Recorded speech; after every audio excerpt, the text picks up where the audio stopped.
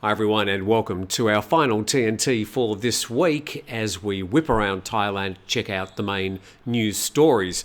Now tomorrow we've got our latest update. I think it's episode 5 on the Marigold Mountain project, and then on Sunday Steve Ross and I present Grumpy Old Men, which some of you seem to be enjoying. But we'll start with today's news and go to bangkokpost.com.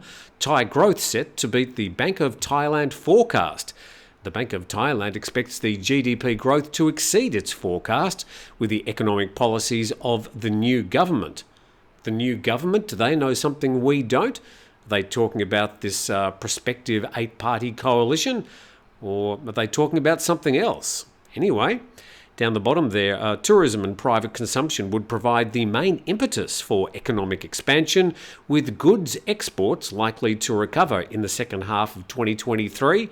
And they say China's economic and policy developments would be the key determinant of export and tourism trajectories, noting that China's one of the main importers of Thai goods, and also China is now the largest source of tourists again in Thailand.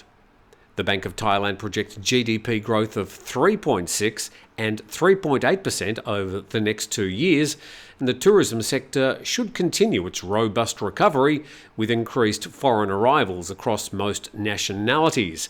And the foreign arrival projection was upgraded to 29 million for this year and 35.5 million for next year, noting that we've got to always compare that to 2019, which was the highest number of tourist arrivals for any year in history.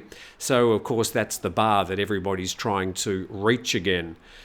But they say inflation risks involve 2 factors. One is demand pressures could mount given the backdrop of expanding economic activities. So, well, that's sort of good inflation, I suppose, because people are out spending more. And second, the pass-through of costs absorbed by producers in the past could increase inflationary pressures.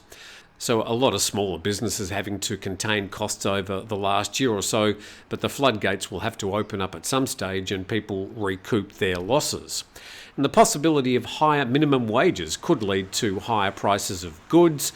Yes, that is a stated policy by this prospective incoming coalition.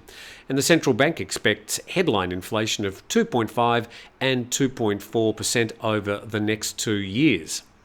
So generally good news there from the Bank of Thailand, a fairly rosy outlook, and let's keep our fingers crossed and hope that that happens. Now, moving on to our next story from the PhuketExpress.com, DSI raids accounting and law firm in Phuket, allegedly being a legal nominee for foreigners. So just as a quick background for this, when people aren't eligible for or don't qualify for some of the other visas, sometimes they'll open a Thai company and they'll have to get Thai nominees. And there have been, well in the past, some police who have been setting up some of these companies to be nominees, and some of these people do it as well as sort of a profession.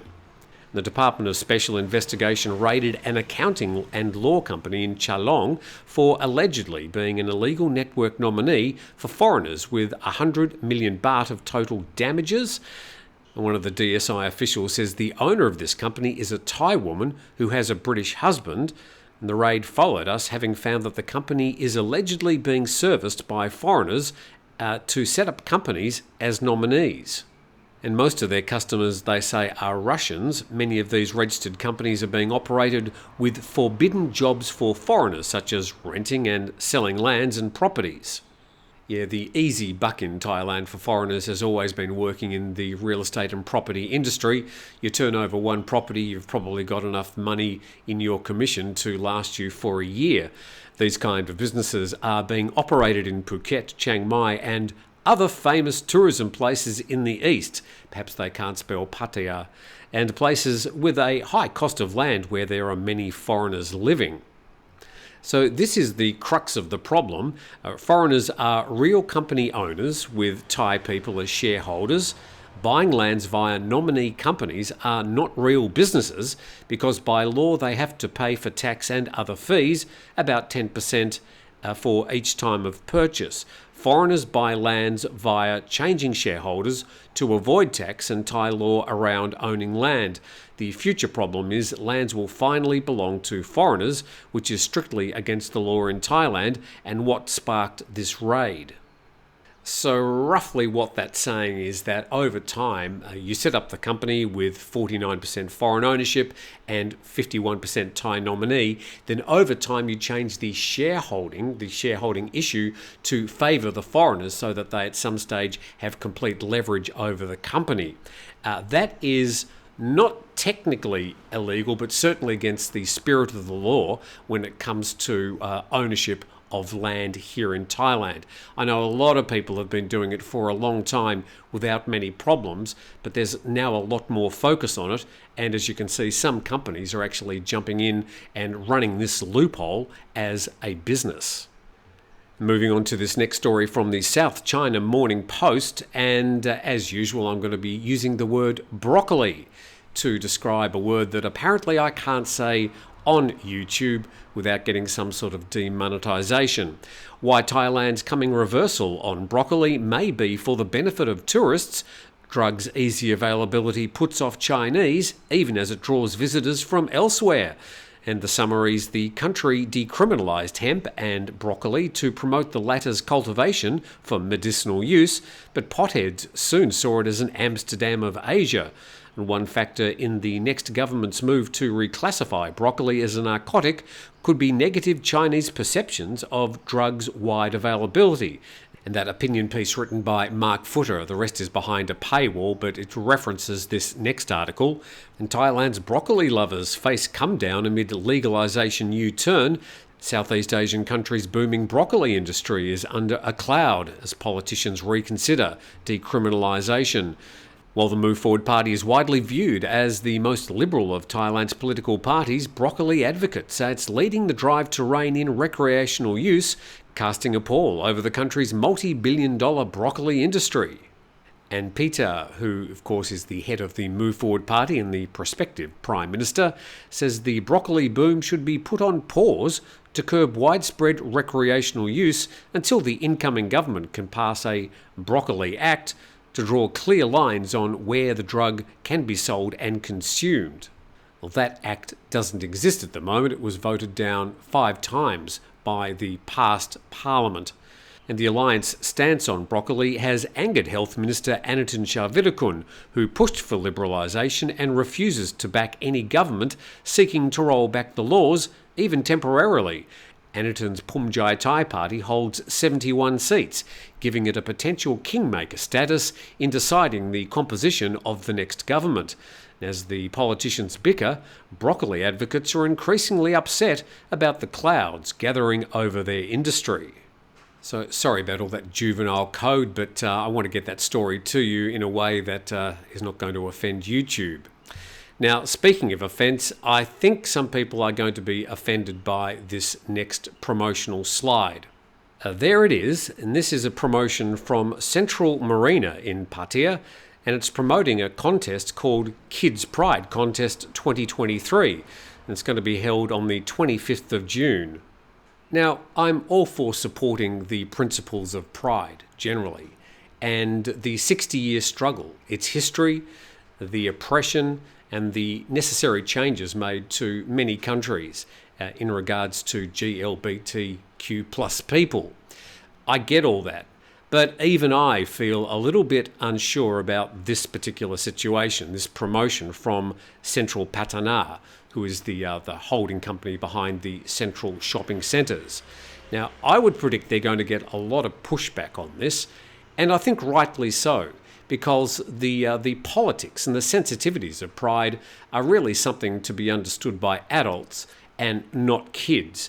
So yeah, sure, it looks like a whole lot of colour and rainbows and a lot of fun, but the core issues behind the pride movement are really something quite beyond children's capacity, nor should they be expected to understand them. So yes, we do predict quite a pushback on this one. Now, some people suggested to me, well, obviously this has been put up as a bit of fake news. But no, if you check the Central Marina website, there it is. On the left, Kids Pride Contest 2023 on June the 25th. Now, if you go to the right side, you've got the Pride for All campaign, and also been running by Central. It started on June the 1st. If a private company wants to get behind the 60-year history and the principles and the fight and struggles behind Pride, that's all well and good. But as far as a kids' Pride contest, I'm sorry, that's just completely beyond the pale.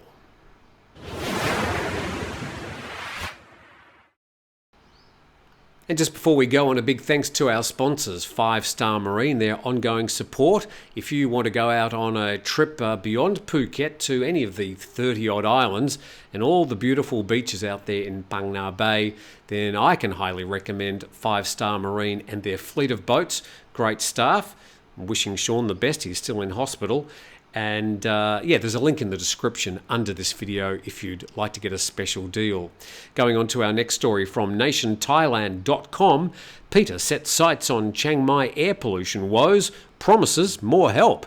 And the Move Forward Party leader and the prospective Prime Minister yesterday said he will propose Chiang Mai as the location of a new ASEAN pollution centre to tackle PM 2.5 and other types of air pollution. And he said the ASEAN community signed Trans-Boundary Pollution Cooperation Agreement back in 2004, but so far no nation has implemented a concrete project. So ASEAN very good at signing these sort of agreements, not terribly good at running them through. He went on to say fine dust has cost the economy in Chiang Mai billions of baht, but the current budget allocated for the issue is only hundreds of millions of baht. And besides allocating a suitable budget for PM 2.5, his government will also push for amending relevant laws and enacting a Clean Air Act that will establish a clear structure for agencies responsible for dealing with air pollution. It's certainly been one of the problems. There's been a lot of handballing from one department to another saying, it's not our problem, it's their problem. Well, I think some clear delineation on which particular government department does what would be very helpful. And ThaiPBSWorld.com covers the story saying Pita to promise Chiang Mai as ASEAN centre for solving PM 2.5 problem. And they refer to him as the embattled prime ministerial candidate rather than the other article calling him the prospective prime minister. And he was visiting Chiang Mai yesterday to thank the people there for supporting the Move Forward Party.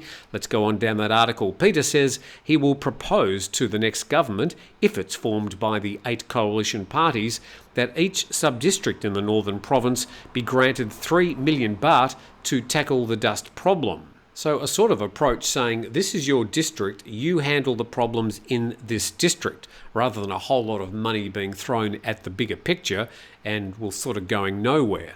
And then pivoting to another topic on tourism in Chiang Mai, which was hit hard by COVID-19, Pita said he will propose that Chiang Mai Airport opens 24 hours a day to accommodate more flights to bring in more tourists, support for small hotels, and the creation of a council for tourist guides.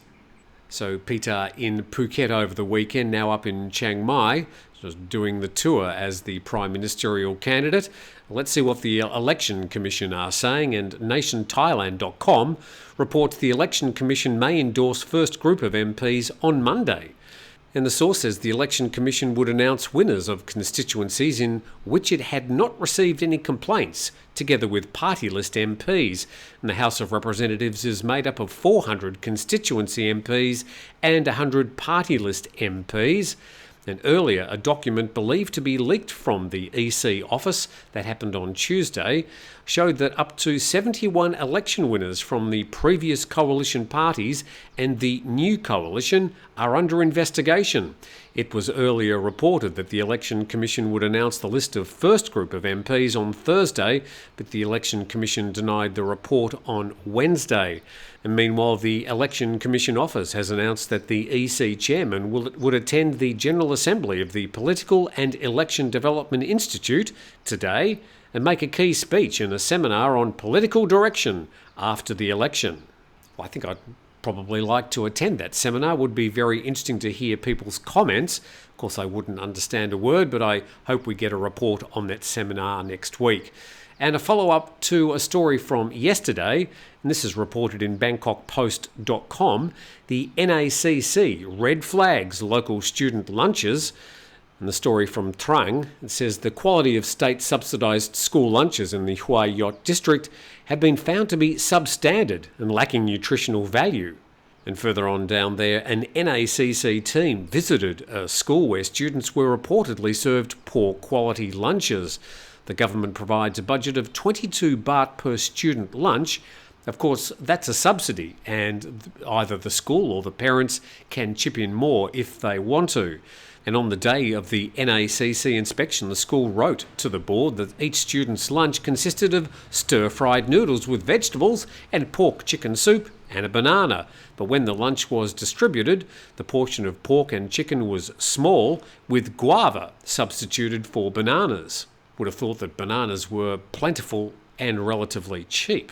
And the school director, identified as Ms. Arunsi, told the inspectors that teachers take turns each day designing lunch menus and evaluating quality.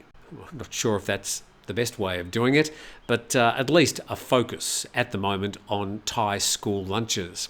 And with that, thank you for joining us on our Tim Newton Today this week. It's been great having your support. Hopefully we've kept you up to date with things happening around Thailand. Tomorrow we've got our Marigold Mountain update, and then on Sunday we've got Steve Ross and myself with our Grumpy Old Men. If I don't see you on the weekend, have a fantastic weekend, and we'll see you next week.